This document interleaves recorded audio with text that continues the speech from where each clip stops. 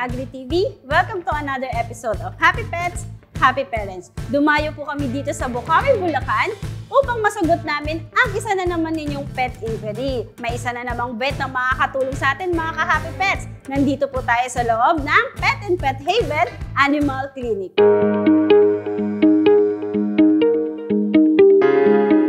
Good morning mga ka-Happy Pets! Nandito na po tayo sa loob ng Pet and Pet Haven Animal Clinic at kasama na po natin si Doc Angela. Hi Doc! Magandang umaga po! Good morning Miss Abby! Good morning mga ka-Happy Pets! Ayan Doc, ang pag-uusapan natin ay isa sa mga pet inquiry sa Happy Pets. Ito ay ang sarcoptic mange. Doc, ano po ba itong sarcoptic mange? Ang sarcoptic mange ay isang skin condition na tumatama sa ating mga alagang aso. Ito po ay caused by sarcoptic scabiei.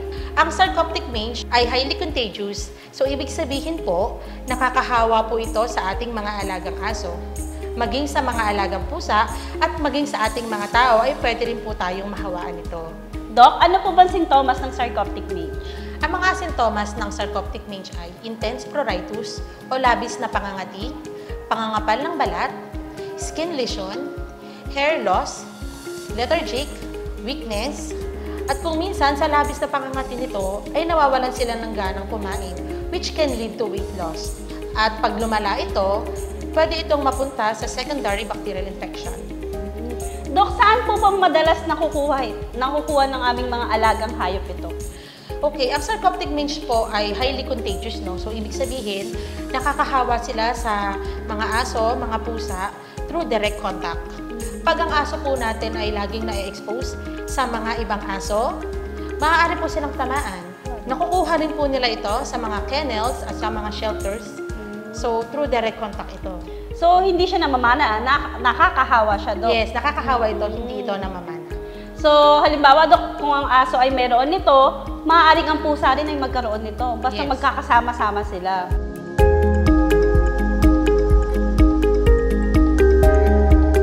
Dok, ano po yung madalas na tinatamaan nitong sakit na to? Aso po ba or pusa? Actually, pareha silang madalas tamaan ito. Most common lang talaga ito sa mga aso. Doc, may specific breeds po ba ang tinatamaan nitong sakit na ito? Wala naman. So talagang mapaaso, mapapusa, maaring magkaroon nitong sakit na ito. Doc, ito, maganda tong question na to. Nakakahawa rin po ba ito sa tao? Yes. Katulad nga po ng sinabi ko kanina, ito ay highly contagious, no? So, pati tayong mga tao ay maaaring tamaan, lalo na kung tayo po ay may mababang immune system. Doc, halimbawa, napagamot na namin siya, maaari pa rin ito bumalik sa kanila? Oo, nagre-recur ito, Miss Abby, no?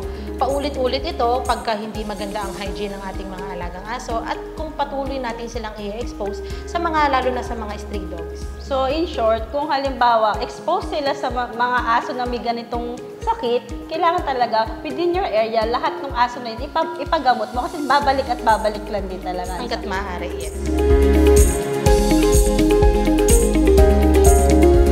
Doc, ano po ba ang pinagkaiba ng sarcoptic mange sa isa pang uri ng mange na Demodex? Okay, ang sarcoptic mange ay nakakahawa through direct contact. Samantalang ang demodectic mange naman, more on namamana ito. Sa pagsuso ng mga tuta sa kanilang inahin, lalo na kung infected ito, doon nila ito pwedeng makuha. Doc, ngayon pa lang, ang dami na namin natututunan sa inyo. Thank you so much, Doc. Magkikita pa tayo next week. Yes, Miss Abby. Next week, pag-uusapan naman po natin kung paano ito maiiwasan at masusolusyonan. Mga ka-Happy Pets, ayan, makakasama po ulit natin next week si Doc Angela. Dito lang po sa Happy Pets, Happy Parents.